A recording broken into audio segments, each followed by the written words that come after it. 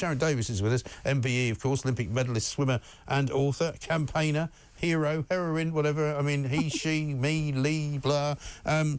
One piece of good news finally, Sharron. Civil servants will no longer be labelled transphobic for expressing gender-critical beliefs under new guidelines. This follows Facebook also saying, over in America, that if you call somebody who's trans it, you won't have the police knocking on your door and they won't take it down.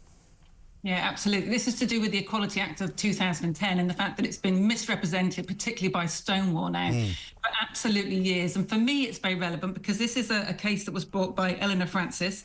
She was a civil servant in the DCMS, so the Digital Culture, Media and Sport. Yeah. So the word sport really resonates with me. Sure. And it was the fact that they were compelling civil servants to basically call men women. And even though the protected characteristic of sex and belief in religion is part of those protected characteristics, they were not allowing those people to have those beliefs. And people like myself who were just trying to get fair sport for our female athletes were labelled transphobic. And it started in 2022. Yesterday, this amazing lady won this out-of-court tribunal, and those governing bodies are going to go back and reassess the gender assignment policies by the end of 2025. Now, what's really disturbing about this is that, from my perspective, you know, I've been trying to get sport to recognise the science, which is undisputable and is peer-reviewed, and, you know, everybody knows the common sense that you're talking about. Right.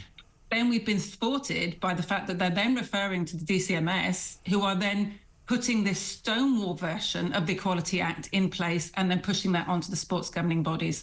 So I hope now, like you say, 2025 is a year where common sense is going to return a little bit. And for me, it's been a huge crusade to just say, look, you know, women and girls deserve fair and safe sport based on science. But it's a lot bigger than that, obviously. Yeah.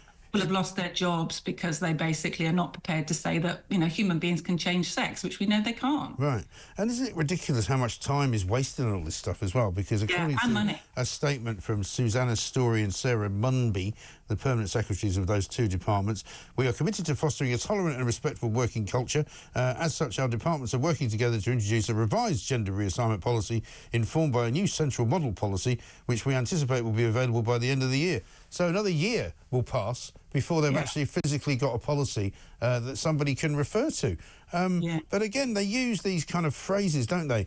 That we wish to kind of foster tolerance, that we are committed to making sure that the working culture is respectful. Well, it's not very respectful to women if you walk into a toilet and there's a bloke there standing up having a pee, is it?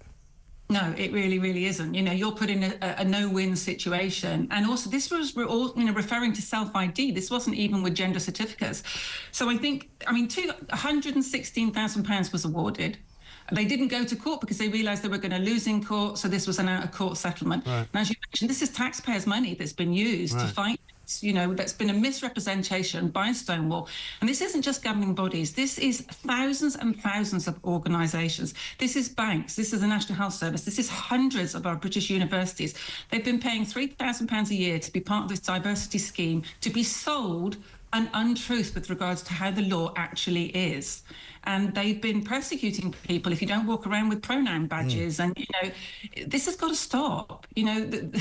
And hopefully, as you say, 2025 will be a year when we see things change and just basic common sense and respect for each other will return. Yeah, you would like to think so. And Toby Young was involved as well with the Free Speech Union supporting Ms Francis. He's doing some great stuff, isn't he, supporting some of these cases?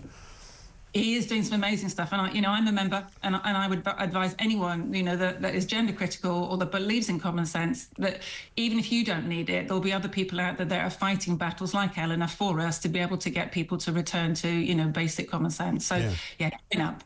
Absolutely right. Good to talk to you, Sharron. Thanks very much indeed. Sharron Davies, MBE, Olympic medalist, swimmer and author, of course. The story being that common sense will now return, hopefully, to the civil service because they've been told by a tribunal they got it wrong.